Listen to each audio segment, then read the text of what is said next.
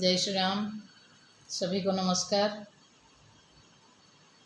आप सबसे मेरा निवेदन है कि अगर आप ये चैनल को देख रहे हैं, इस वीडियो को देख रहे हैं, तो आप लोग अवश्य इस चैनल को सब्सक्राइब कीजिए,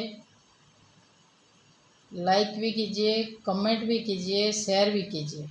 अगर आप लोग कमेंट करेंगे तो मुझे लगता है कि ये वीडियो और भी थोड़ा उसमें क्या कमी रह जाता है या और भी अच्छा करने के लिए हम कोशिश करेंगे।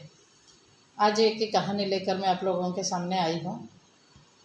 एक राजा थे और बहुत बड़े राज्य के राजा, ऐसे वैसे राजा नहीं, बहुत बड़े राज्य के राजा। तो राजा तो अनेक समय में अनेक कार्यक्रम करते रहते हैं। तो अचानक एक दिन राजा जी के मन में आया कि चलो हम अपने प्रांत के कुछ ब्राह्मणों को भोजन करवाते हैं। और ब्राह्मण भोज करवाने के लिए उन्होंने अपने हिसाब से जितने भी जो भी बंदोबस्त हो सकता है उन्होंने किए। हर एक ब्राह्मण को न्योता दिए और उसके लिए संपूर्ण व्यवस्था करते हुए अनेक प्रकार के पकवान बनाने के लिए भंडारियों को भी उन्होंने बुलवाया। और बुलाने के बाद जिस दिन उन्होंने सारे ब्राह्मण को बुलाए थे ब्राह्मण भोज के लिए, तो उसी दिन रसोइया अच्छे अच्छे पकवान जितने भी, यानी ब्राह्मण लोग जितने खुश हो उसी प्रकार से उनके मन को मोहित करने जैसा अनेक प्रकार के पकवान बना रहे थे। और वो बाहर ही बना रहे थे। तो एक के बाद एक कहीं अनेक प्रकार के व्यंजन बन रहा था। तो अचानक उसी समय क्या हुआ कि एक बाज पक्षी कहीं से एक जीवित सांप को अपने पंजा से और चोंच के बल पर, पंजा और चोंच के बल पर पकड़ते हुए ले जा रहा था। तो उसी समय उस सर्प को बहुत पीड़ा हुआ और सर्प ने ये पीड़ा के कारण अपने मुंह से कुछ जहर निकाल दिया। और वो जहर आकर जहाँ राजा जी के भंडारी उन्हें मिलकर समग्र ब्राह्मणों के लिए ब्राह्मण भोज बना रहे थे, किसी व्यंजन में या किसी भी वस्तु में वो आकर गिरा, किसी खाद्य पदार्थ में। तो किसी को भी पता नहीं था। बाज पक्षी दूर उड़ गया उस सर्प को लेकर और सही समय पे भोजन का पकवान सब बन गया। तो महाराज खुद खड़े होकर सारे जो ब्राह्मण आए थे उनको, ब्राह्मणों को बिठाकर उनको भोजन करवाने लगे।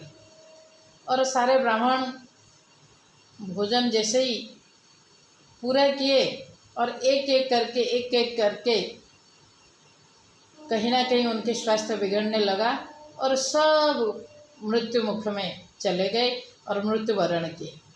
तो राजा को पाप लगा, राजा अपने आप को माफ नहीं कर पाए और उसी प्रकार से दुखी होते रहे। सभी लोगों ने अनेक प्रकार की बातें करने लगे।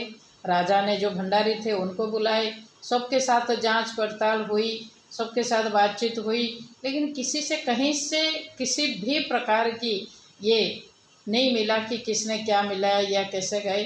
तो राजा को सबने ब्राह्मण हत्यारा कहकर बुलाने लगे। तो उसी प्रकार से वो राजा बहुत दुखी थे, कहीं से किसी भी प्रकार का समाधान का रास्ता नहीं निकल रहा था। लेकिन उधर चित्रगुप्त जी ने ये सारे चीज़ों को देखते हुए दोषी किसको ठहरा है और किसको ये पाप का भार किसके सिर पे मंडराए, किसके सिर पे डाल दे, ये सोच रहे थे। हिसाब किताब कुछ ठीक नहीं बैठ रहा था, क्योंकि ब्राह्मण को भोजन देने के लिए महाराज बुलाए थे। महाराज ने भंडारियों को भोजन के लिए बनवाने के लिए बुलाए और भोजन में कुछ हुआ तो भंडारी भी दोषी हो सकते हैं, या जो सर्प दोषी उसके लिए सर्प भी दोषी हो सकता है क्योंकि उसके मुंह से जहर निकला था, या जो बाज पक्षी उस सर्प को लेकर उस रास्ते से मार्ग से जा रहा था यानी उसको दबोच दिया था, पीड़ा दे रहा था। तो उनमें से कौन दोषी हो सकता है, राजा या जो भंडारी थे रसोइया वो, या बाज पक्षी, या वो सर्प, लेकिन इस किसी भी नतीजे पर चित्रगुप्त जी नहीं पहुंच पा रहे थे। और ऐसे करते हुए वो सारे जो हिसाब किताब था वो ठप पड़ा था।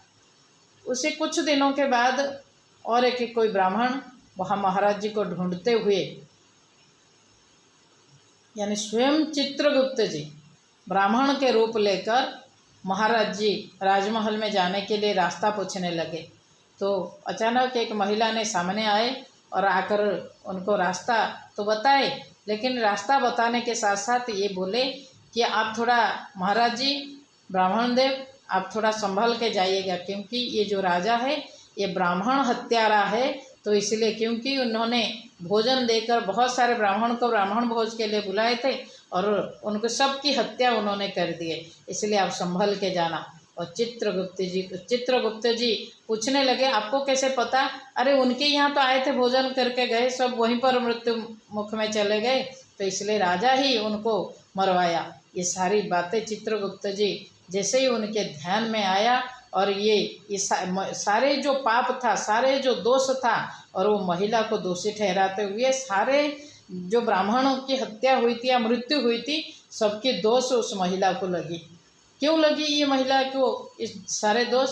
इस कारण से लगा कि वो जो महिला थी वो कुछ भी ना जानते हुए, दोषी कौन है, राजा का उसमें कोई भूमिका नहीं था, भंडारियों का कोई भूमिका नहीं था, सर्प जो था वो पीड़ा से कतराते हुए उसके मुंह से वो निकला था जो जहर, वो किसी भोजन में जाएगा उनको भी नहीं पता था, और उसके साथ साथ बाज पक्षी अपने भोजन लेकर जा रहा था उसको भी पता नहीं था, इसलिए कोई पापी नहीं है। लेकिन ये सारे विषय को ना समझते हुए वो महिला ने किसी भी विषय को, माने किसी भी नतीजा पर ना पहुंचते हुए और विषय को ना समझते हुए, ना जानते हुए, जैसे ही वो राजा को दोषी ठहराया तो तुरंत चित्रगुप्त जी ने सारे दोष इनके ऊपर दे दिए, महिला के ऊपर। तो इसलिए ये कहानी कहने का मतलब आप लोगों के सामने रखने का एक ही मेरा मकसद, एक ही मेरा यही इच्छा थी कि आप भी समझो। कभी भी हम बहुत सारे जीवन में चलते चलते जीवन की ये गतिपथ में बहुत सारी बातें कर लेते हैं और बहुत अनाप शनाप बोलते हुए दूसरे के जो चीज़ हम नहीं जानते हैं और अनदेखा करके बहुत सारे बातें हम बोल लेते हैं। इसलिए हमको सावधानी बरतनी होगी, नहीं तो किसी के बारे में हम चर्चा करते हैं तो उसके सारे पाप पाप सारे दोष हमारे ऊपर आता है, उसको भी हम सतर्कता के साथ सावधान होकर हमको समझना चाहिए, नहीं तो दूसरों की पाप की गठरी लेकर हम भी आगे बढ़ते जाएंगे। इसके साथ मैं इस कहानी को यहीं पर समाप्त करती हूँ। अगर ये कहानी आपको अच्छा लगता है और इसी प्रकार के और भी कहानी सुनना चाहते हैं तो इस चैनल को अवश्य सब्सक्राइब करने के साथ साथ कमेंट भी करते रहिए। जय भारत माता, जय श्री राम।